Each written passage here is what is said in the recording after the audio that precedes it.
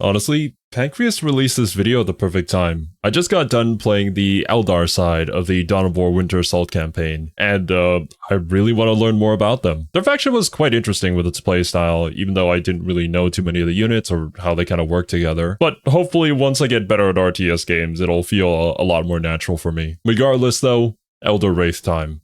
But of course, before we get into the video, make sure to go support Pancreas. Link to that is always at the very top of the description. This year, I started my video releases with a video about Isha, the Eldar/Elf goddess of life. And you know what? I'm ending the year with a video about the Eldar. Just seems like the perfect way to bookend the year. I'm also a It's the perfect way to end the year for Pancreas, that's for sure. man who really likes Craft World Iyanden and talking about it, but I've already made a video about them. But what I haven't done yet is make a video about Wraiths, the mainstay of Iyanden's military, on account of most of them being dead.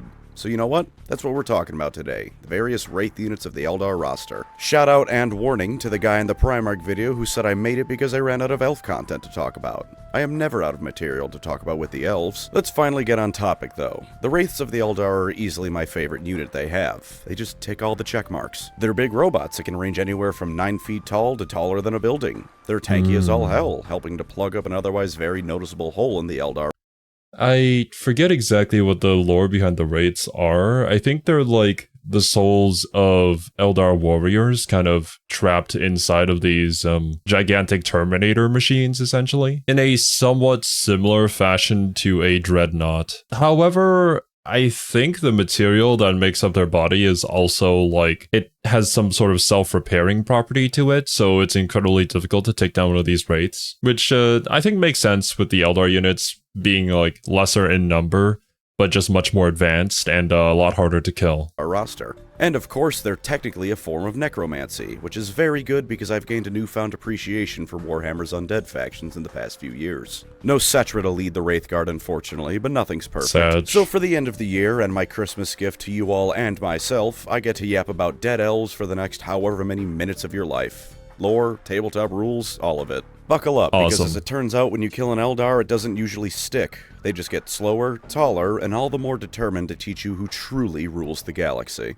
But before we start, a lot of you say you use my content to sleep. Time. No shade, I do it too. It's an honor. And if you'd like something else to help you sleep, you can do no better than Manta Sleep, the sponsor of this video. Manta makes the most quality sleep masks to ever be seen on this planet. They got silk masks for the softest thing you'll feel in your life. They've got sound masks for when you want to listen to some music, YouTube, or whatever you like before you take a rest. They've even got a weighted mask for those who like a bit of comfortable pressure. And that's not all of them, of course. I've got the Manta Sleep Sound with the cooling pads recently, and it feels amazing. It's like the cold side of the pillow on your face the whole night. It's a thing of wonder. And while it is almost Christmas, that doesn't mean you can't grab yourself some amazing deals on your Manta Sleep mask. The last chance deals from December 23rd to December 31st are the perfect time to grab yourself a Manta Sleep mask. If you spend $99, you get 15% off, $149 will get you 20% off, and $199 will get you 25% off and a free Manta Sleep journal. This can get you a perfect last-minute gift or something to treat yourself with before the end of the year, and the sleep journal is the perfect way to build yourself some better sleeping habits. And that's not all I have on offer for you. Click my link in the description and use code Pancreas for 10% off your order. That's code Pancreas for 10% off your entire order, bundles excluded. Sleep is the most important time of the day if you ask me, and with Manta Sleep you can make it better than ever before.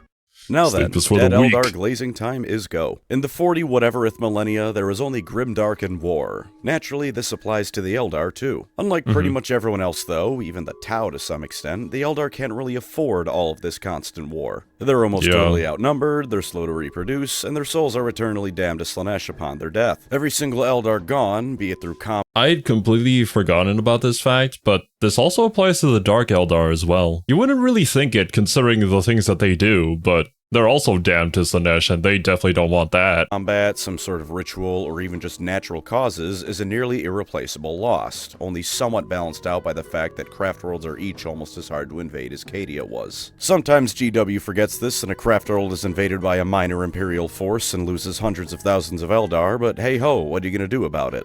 Impotently complain, mostly, thanks for asking. To combat that bit about Slaanesh eating their souls, Spirit Stones and Infinity Circuits are used to save an Eldar's soul upon death. Instead of going to Slaanesh, the Soul Stone slurps it up for safekeeping until it can be stored in the Infinity Circuit that runs through the heart of a craft world. In case you were wondering, yes, you absolutely can break a Soul Stone or use the soul within as ritual fuel, but it's still Does that mean that there's like a dedicated person holding a soul stone whenever the Eldar go into battle? Or do they all have one just kind of like equipped to them? I imagine it to kind of be like one of those items in an RPG game where if you have it equipped, of course it takes up a slot, but when you get KO'd, you get insta-revived. Except in this case, you kind of get sucked up into it and then your soul doesn't get damned for all eternity. Still a better fate than they'd otherwise get. The potential for damnation is a whole lot better than the guarantee of damnation. Once placed into the Infinity Circuit, the deceased Eldar now enjoys the artificial afterlife built for them. It also doubles as a sort of collective consciousness and psychic oasis for the Eldar, letting them draw power from it and allowing them to defend their craft world that much better. It's all things considered probably the closest thing to a peaceful afterlife anyone can expect in 40k. Certainly not a heaven, but I imagine it's somewhat tranquil. Yeah, unfortunately with the state of the warp as it currently is, I don't think anybody's really having a good afterlife. Granted, I do recall certain comments talking about it, and that it's not completely corrupted. I mean, it's not like everybody's evil in this universe. So there is probably some distant corner of the warp that is nice to be in, but for the most part, it's not such a great place. At least when a Tyranid isn't devouring the entire thing and juicing itself to Magnus levels of psychic power. Blowing out for Malantai. It wasn't Slaanesh that got them, but they still got. Of course, while this Malantai, I'm assuming that's a craft world that ended up falling to that so-called Tyranid here. That is incredibly unfortunate. Imagine you're just chilling in heaven and then all of a sudden this giant bug eats you. This does solve the issue of Slaanesh eating them. It doesn't solve the preceding two issues of them being slow to reproduce and horribly, depressingly outnumbered by every single other faction, barring maybe the Tau. And the Tau thing depends entirely on how charitable you are with how many Eldar are on a craft world. If you aren't me and therefore charitable, they're outnumbered by them too. So the Eldar had to get creative. Moving over to the Dark Eldar, they solved this issue with growth vats. Just pump out more BDSM freaks on demand, why the hell not? The craft worlders had a different solution that, depending on your point of view, might arguably be worse. Those souls of the Eldar who finally found peace and can rest and relax as best they can from the horrors of 40k? Sorry about that, Chief, but I'm afraid we still need you alive and kicking, and the alive part is quite frankly optional. So an enterprising Eldar Psyker will waltz towards the Infinity Circuit, grab a soul or 5 or 10 from it, put them in soul stones, and jam that into a Wraithbone body. Bing bang boom, we now have a unit of Wraithguard. Ah, yeah, there's the material, a Wraithbone. I think it's some sort of metallic material that can mold itself and repair itself, so it's pretty OP. I think of it in a similar way as to what the Necrons are made of. I'm pretty sure it's not the same material, obviously, but it works in a similar way. Whether or not it wants to go back to bed or rip and tear until it is done varies from individual to individual, but in either case, they can get what they want by swiftly eliminating enemy targets for their living kin. As I said before, this is technically a form of necromancy, and most Eldar regard it as such, and this is by no means an unreasonable stance to take. The Eldar in a Wraithguard is dead. Their soul was taken from the afterlife built for them and jammed into a robot to fight again. They are absolutely being robbed of whatever peace the Infinity Circuit provides, and by nature of them being sent into battle, it's another chance for them to have their soul stone destroyed and them taken into Slaanesh's warm, sticky embrace. Shit, yeah, I didn't think about that. They are tough, but they're not invincible, so if you do fall in battle, you're kind of screwed. But when it comes to the craft world Eldar and just the Eldar race as a whole, what other choice do you have? No one wants to be the guy to resurrect someone's dead grandpa and say you aren't done yet, and for everyone else, no one wants to watch grandpa come back from the dead only to be thrown into the Meatgrinder. Nevertheless, a Wraithguard summoned to battle will do its duty. They may not be happy about it, but they know the stakes the Eldar face. As Ayanna Arienal of Ayandin puts it, not even the dead have seen the end of war. And with So, if there's a soul inside of it, that means that they have full control of this suit that they've been put into, essentially. Can they, like, communicate? Do they have personalities that's just the same personality that they had when they died? With how stacked against the Eldar the deck is, they've got to take every ace in the hole they can find. Speaking of, Ayandin is of course the craft world most known for deploying Wraithguard. It's important to remember that this isn't because it's seen as more acceptable or they're just assholes over there. They don't have a choice. 4/5 of the craft world's inhabitants are dead. If they don't deploy Wraithguard, they're gonna get wiped. They aren't happy about it, and indeed they were once saved by the Dark Eldar because the spiky elves think the angst over the Wraithguard they have to use is incredibly funny. Worth noting is that each Wraithguard is still the Eldar that was originally killed. It is very much their soul being implanted into another body, and they will retain their memories and personality for the most part. Well, there you go. Question answered. Also, this picture in the background is pretty badass. I think that platform unit with a gun on top, it looks a whole lot like a unit that I was able to make in Dawn of War.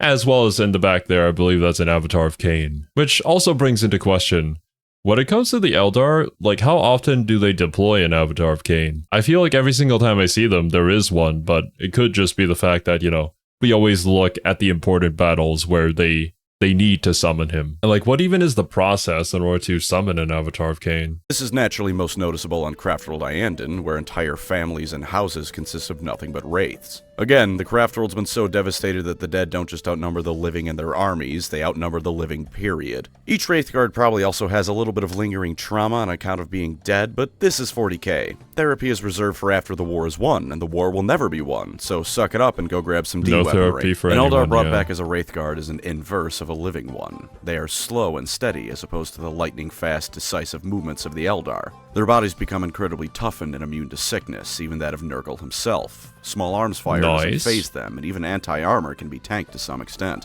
They also have trouble properly seeing the material world, because they're not just seeing the world as we see it. They see through psychic senses, and as a result of the warp being the hellhole it is, it can sometimes get messy trying to see in front of you. Yikes. Is it actually a bloodthirster bearing down on you, or is it just a Leman Russ? Or is it neither, and you've just got some dirt smeared on your ghost head?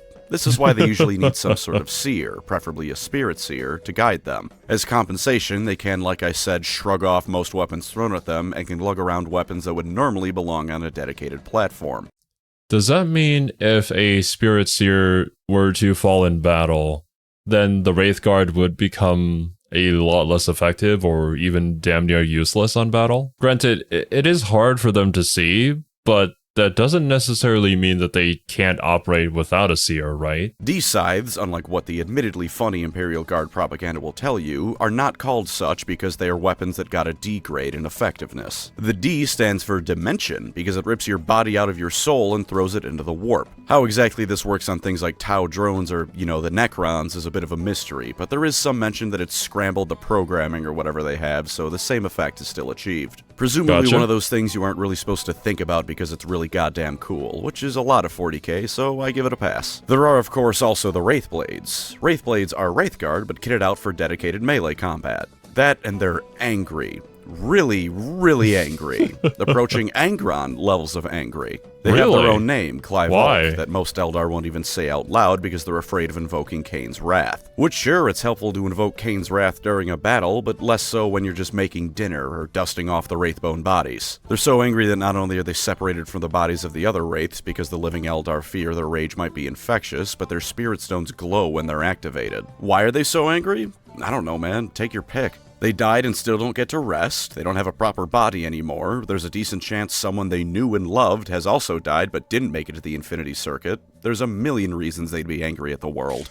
Okay, you know what? Fair enough. Stupid question. Honestly, the fact that people aren't angry at all times is already a miracle. I wonder how effective they would be, though. Considering, like, they're a lot slower than all the other Eldar units. But I guess that just means that they're on par with everyone else. Plus the fact that they're in this giant body made out of wraithbone that is extremely durable, then they'd likely be able to give a lot of other units a run for their money in melee combat. With all that lore, what are these things going to do on the tabletop? This will be similar to the Aspect Warrior stat reviews. Not quite a full do or don't, but just taking a look-see across the board. Normal Wraithguard first, for I have need of them. For positives, Wraithguard are going to eat anything you throw at them. At toughness 7 and a 2-up save, your enemy needs either an incredible volley of fire to take them down, or straight-up anti-armor weapons to do it reliably. Though normal Wraithguard don't get an invuln save, a 2-up is plenty to deal with small fire, and if your enemy is devoting anti-armor to the Wraithguard, there's probably something else they could be shooting at you can throw at them instead. Like a fire prism.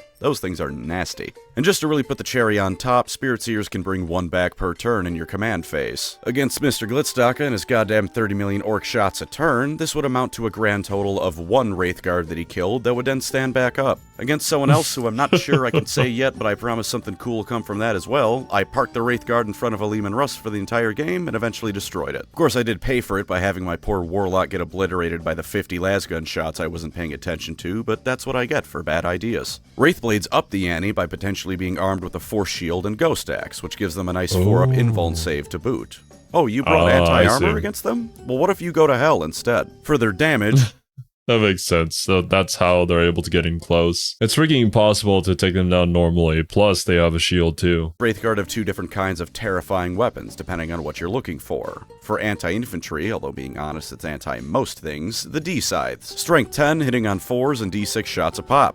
If you slog a unit of 10 Wraithguard close enough, say goodbye as potentially 60 strength 10 shots turn off a guardsman squad. Seriously, D-Scythes are described as having no blast trail or any signs of hitting the enemy. They just drop dead. At strength 10, you're wounding almost everything on the game on a 3-up tops, and probably a 2-up. For those big named characters or any vehicle that isn't a Titan, the Wraith Cannon is strength 14, 1 attack, and does d6 damage. Both of those weapons have AP 4, so anything without an invuln save can get bent, and the Wraith Cannon has 18 inches of range while the D-Scythe has 12. Personally, I prefer the D-Scythe since I'm pretty sure it'll wound every basic infantry in the game on a 2-up bar the Custodes, who are a 3-up. But if you know your opponent is bringing armor to the field or you want to more reliably hurt something like the Custodes, the Wraith Cannons are going to put the hurt on them. And as a final middle finger, Wraith Construct for the Wraithguard. Once per battle round, if an enemy shoots at you and they're within range of your weapon, you can fire right back.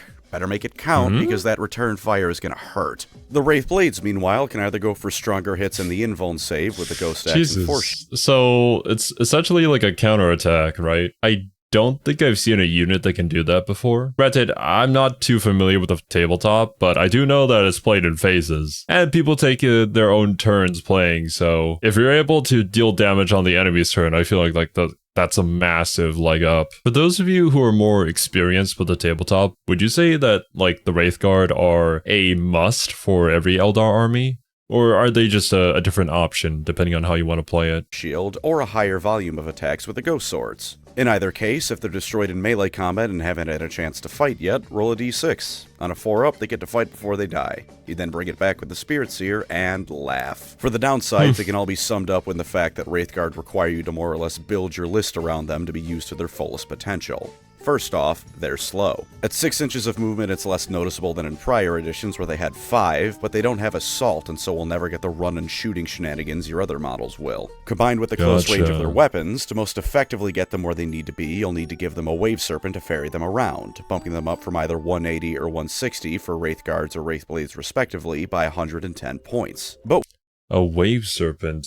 That must be a really big craft then in order to be able to transport Wraithguard. We aren't done yet, because if you want the absolute most out of them, you'll need a Spirit Seer to resurrect them, adding another 65 points on top. For the smallest unit of Wraithguard at 5 models, that'll run you 355 points. If you run the 10-man blob, meanwhile, you don't get to put them in a Wave Serpent, because they take up 2 transport slots each. Trudging them up the field without one means opening them up to being picked apart by whatever crap your enemy has to throw at them, which even with a Spirit Seer can lead to some unfortunate losses you can't really afford. They really do need to get in the thick of things immediately, though, because of their short weapon ranges. Same, of course, for the Wraith Blades, but that's a bit more obvious of a problem.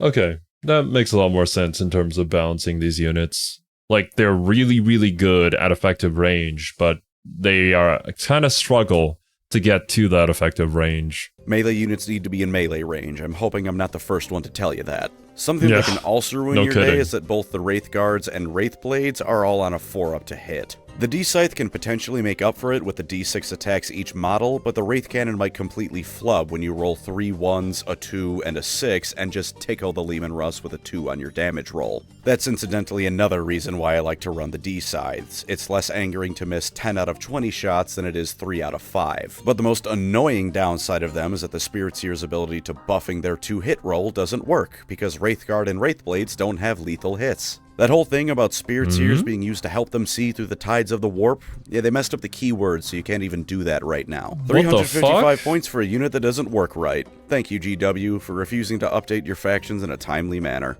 Oh my god. So it's literally just like, because the text isn't correct, then you can't actually use that in a game. Although, I suppose when it comes to the Eldar, yeah, they are one of the armies that just doesn't really get a whole lot of love, and they don't really get updated models, so it's unfortunate.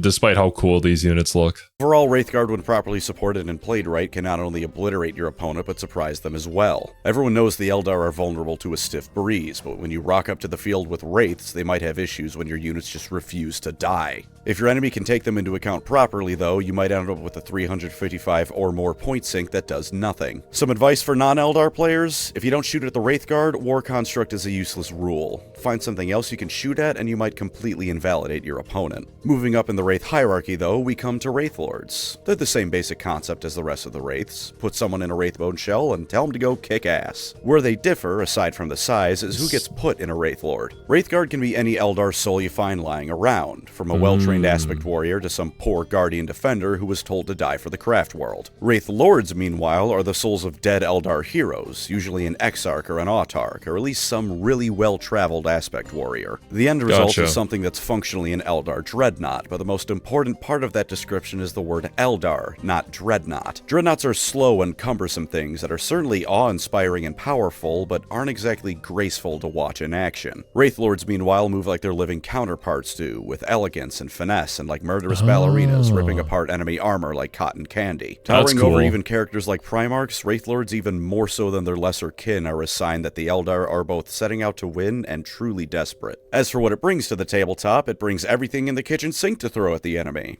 For baseline stats, it's got 8 movement, toughness 11, that's sweet 2-up save, and 10 wounds. Better. Good stuff. As with all Wraiths, if you want it gone, you need to break out the heavy weapons. And it can be armed with almost anything you can think of. Flamers and scatter lasers for infantry blobs, missile launchers for long-range support, a sword to make any aspiring Khornate champions regret their choices in life. Does the enemy like to bring heavy armor? Slap 2 Bright Lances on your chassis and go to work. You get 2 free shuriken catapults no matter what loadout you bring, and even without the sword, its fists will make short work of most enemy infantry. It can also be led by a Spirit Seer, which makes for a potentially funny interaction. As far as my understanding of the rules and the understanding of everyone I've played against, that Spirit Seer revival mechanic still works if all the Wraiths in a unit are dead. The Spirit Seer is still part of the unit after all, they're just the last remaining member of it. So your enemy finally crunches through the Wraithlord but doesn't kill the Spirit Seer, whereupon you smugly put it back down right where it was next turn and it goes back into the fray. Oh my god, that would be so rage-inducing, man. Pretty similar mechanic to the Necrons for sure. But like, I kind of feel this, man. It's like you pull off a really good Scarlet Witch ult, and then you annihilate the entire enemy team, but then Adam Warlock just uses his ultimate and revives everybody. Like, what was even the point then? But maybe it's one of those situations where on paper it sounds really strong, but in practice you kind of just like snipe the Seer, and then they don't get to revive.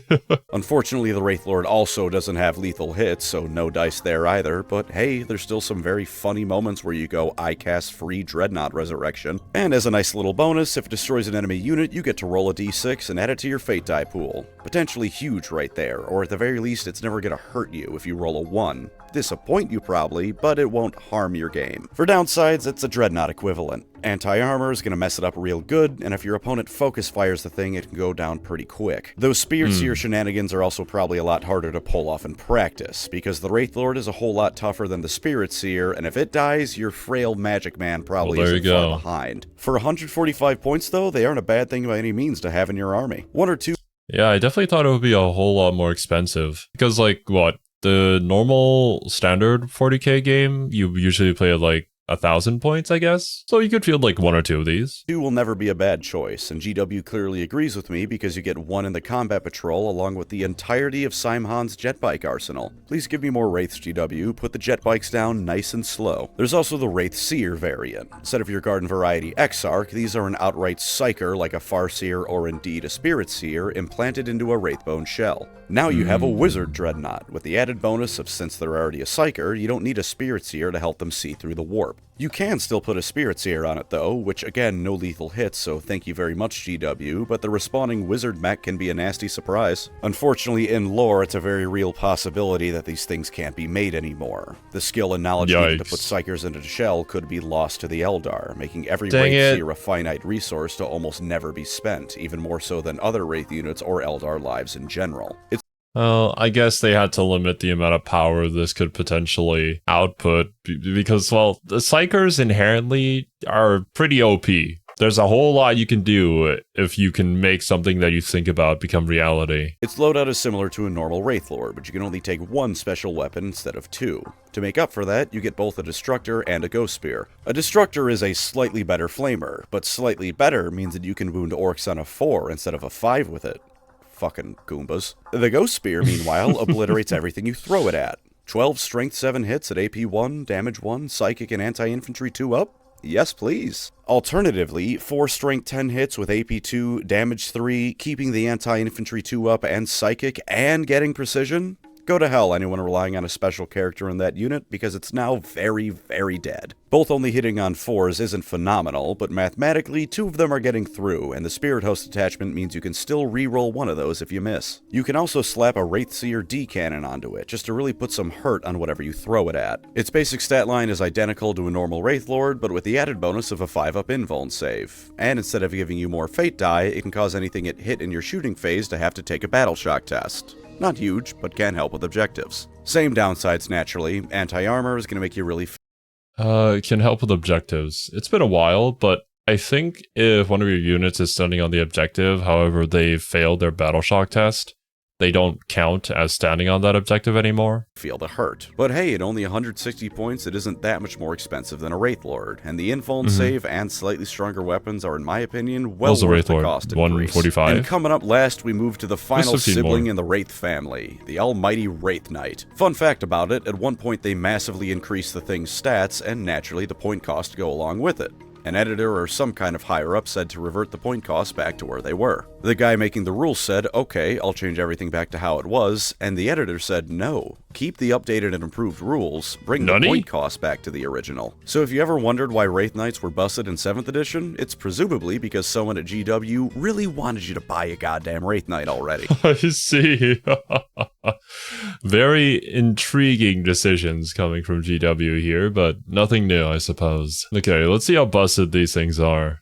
In the lore, Wraith Knights are, of course, the Imperial Knight equivalent. As I said with the Wraith Lord, though, they aren't nearly as clunky as Imperial Knights are. That's not to say a regular Knight can't tear ass across the battlefield, it absolutely can, but Wraith Knights move like someone just scaled up an Aspect Warrior. Across the battlefield, they leap from building to building, running and jumping like an Attack on Titan character, but if they were the size of one of the Titans. Wraith Knights also have the dubious honor of making up the Eldar expeditions to the Crone worlds that make up the remains of their former empire. Only something as powerful as a Wraith Knight can hope to sustain both the presence of the warp and anything that calls it home, while also harvesting spirit stones to bring back to their home. How you make I see. Well, you gotta put the most dangerous weapon in the most dangerous battlefield. It feels right. Unlike with the Custodes, where they're all kind of guarding the Emperor, but I suppose that's a very important job too. Make a Wraith Knight is very simple, and this time it even involves a living Eldar. Take a pair of Eldar twins, wait for one of them to die, and then shove them both into the Wraithbone chassis of the Knight. If you really need that Wraith Knight pronto, the waiting part can be optional. Usually trading lives is not worth it for the Eldar, but when you get a Wraith Knight out of the deal, it arguably is. From a material standpoint anyways, any Farseer who purposely kills off a twin to get another Knight is a monster.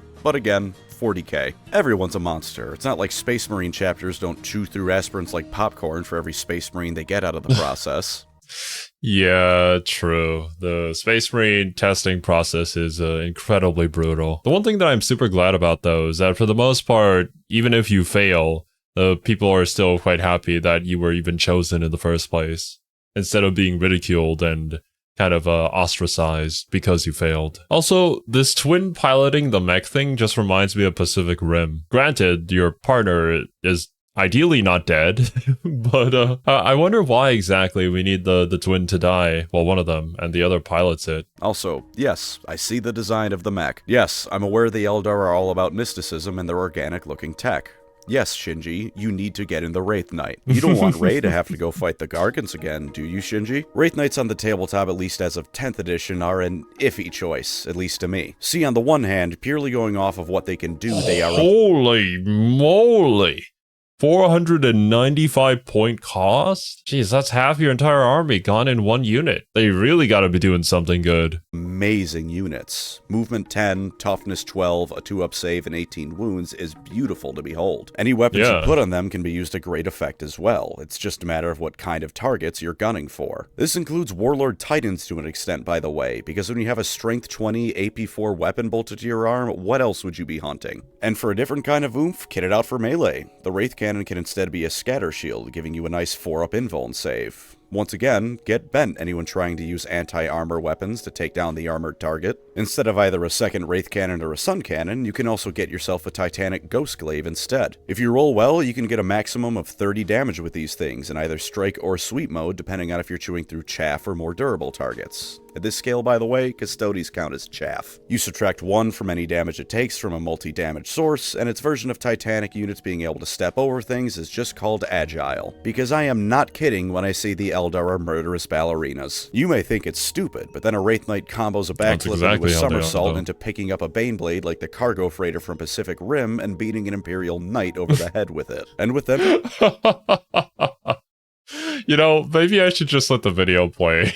Like, how many times have I asked a question and Pancreas immediately answers it? Or I make a specific reference and he does the exact same thing. That scene was really epic, though. I loved the first Pacific Rim. Too bad they never made another movie. Right?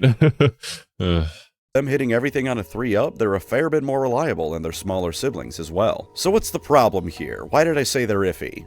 Pricing. Real-life pricing, too. Jesus. Ooh, but mostly in-game Jesus. pricing. That hefty 495 point cost is going to devour your army's budget. Compare them to Knights. Knights are as tough as a Wraith Knight and actually have a worse save. Oh. If you have the Ghost... Oh. Ooh, yikes. Okay, these are a little more viable simply because, yeah, they're just 100 points cheaper, essentially. Shield, they also have a worse invuln save, and some of the knights are a bit pricier actually. But a bog standard knight errant is over a full 100 points less, and while more kitted towards melee, still has a more flexible range of weapons. Since there's a lot more knight subtypes, there's also a lot more versatility compared to a wraith knight, but after a couple of battles, you'll probably have seen everything the wraith knight has to offer. Also, knights have a few more wounds than a wraith knight, and if you don't take the scatter shield, then the wraith knights don't get an invuln save period, whereas knights have an inbuilt 5-up. I am, as always, hesitant to say anything is bad outright, but consider that an Avatar of Cain is only 335 points and is handling better in almost... What? Then just field the Avatar of Cain. It's gonna be way better. Like, you know, I don't need to see the sheet for the Avatar of Cain. I know just in lore it's supposed to be better, even if it is usually the punching bag for every protagonist of every 40k novel ever. But when it comes to the tabletop, I don't want to be the guy standing in front of the Avatar of Cain. That's for sure. Almost every way except having 4 less wounds. I guess he can't walk over terrain like the Wraith Knight can, but that also means Cain can feasibly be hidden behind cover. Good luck hiding a Wraith Knight behind anything. There's also the Scathach Wraith Knight. It's a Wraith Knight specifically designed to prowl the webway, eliminating anything inside that doesn't belong. It does this by having what's essentially 2 knight-sized warp spider cannons on its arm. It's 5 points less, has an identical stat line, and in place of the reducing damage by 1 ability, you can put it in strategic reserves once per battle. It's supposed to represent it going in and out of the webway. If you want a Wraith Knight that's a bit more range-oriented and with a potentially nasty trick up its sleeve, take this. Maybe those 5 save points will let you take an upgrade on a character or something. And those are the Wraiths of the Eldar. Dead though they may be, if anything, they're only more potent combatants. Because on the tabletop, they've got their downsides, especially with their points. But in the lore, stick a Wraith Guard around a corner and you're golden. Thank you as always to my wonderful channel members. You are the spirit stones to my Wraith Guard, the beating heart of what makes this channel possible. If you'd like to support the channel, feel free to subscribe or become a member. Either way, thank you for watching and take care out there.